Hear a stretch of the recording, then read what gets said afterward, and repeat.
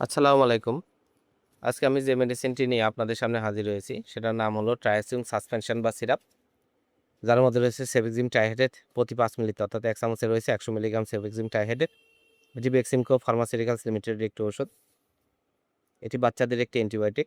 বাচ্চাদের যেখানে অ্যান্টিবায়োটিকের প্রয়োজন হয়, বিশেষ করে ব্যাকটেরিয়াল জাতীয় ইনফেকশনের জন্য, ব্যাকটেরিয়ার জীবাণু ধ্বংস করার জন্য, এই ট্রাইসিন সাসপেনশন বা সিরাপ অত্যন্ত জনপ্রিয় এবং ভালো কাজ করে থাকে।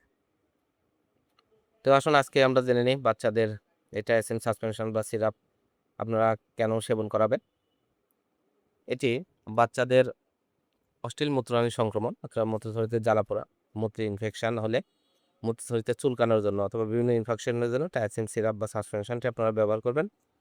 এছাড়া এটি অ্যাকুয়েট ব্রঙ্কাইটিস, ক্রনিক ব্রঙ্কাইটিসের জন্য, হাঁপানি, শ্বাসকষ্ট, অ্যাজমা জাতীয় সমস্যার জন্য, যাদের টানের সমস্যা রয়েছে, শ্বাসকষ্ট রয়েছে যেসব বাচ্চাদের, তাদের জন্য খুবই উপকারী একটি সিরাপ হচ্ছে এই টায়াসিন সাসপেনশন বা সিরাপ। এছাড়া এটি সাধারণ সর্দি কাশি জ্বরের জন্য, বাচ্চাদের সিজনাল সর্দি কাশি এবং জ্বর, তীব্র জ্বরের জন্য, টাইফয়েড জ্বর, প্যারাটাইফয়েড জ্বর, বিভিন্ন জ্বরের জন্য টায়াসিন সাসপেনশন বা সিরাপটি বাচ্চাদের জন্য খুবই উপকারী একটি সিরাপ। এছাড়া এটি অশ্লীল গনোরিয়া সংক্রমণের জন্য এটা ব্যবহার করা যায়। বাচ্চাদের বিভিন্ন ব্যাকটেরিয়া ইনফেকশন শুকানোর জন্য, কাটা ঘা শুকানোর জন্য এটি খুবই কার্যকারী একটি সিরাপ বা সাসপেনশন হচ্ছে টায়াসিন সাসপেনশন বা সিরাপ।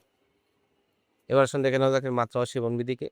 সাধারণত চিকিৎসার সময়কাল ৭ দিন, তবে রোগের তীব্রতা অনুযায়ী ১৪ দিন পর্যন্ত ব্যবহার করা যেতে পারে। আর এটা অবশ্যই ৬ মাসের ঊর্ধ্বে বাচ্চাদের জন্য। যাদের বয়স ৬ মাস থেকে ১ বছর, ১/২ চামচ করে দিনে ২ বার। যাদের বয়স ১ থেকে ৪ বছর, ১ চামচ করে দিনে ২ বার। ৫ থেকে ১০ বছর বয়সী বাচ্চাদের জন্য ২ চামচ করে ২ বার আপনারা সেবন করা যায়। ৬ মাসের নিচে শিশুদের ক্ষেত্রে এটার নিরাপত্তা কার্যকারিতা প্রতিষ্ঠিত নয়।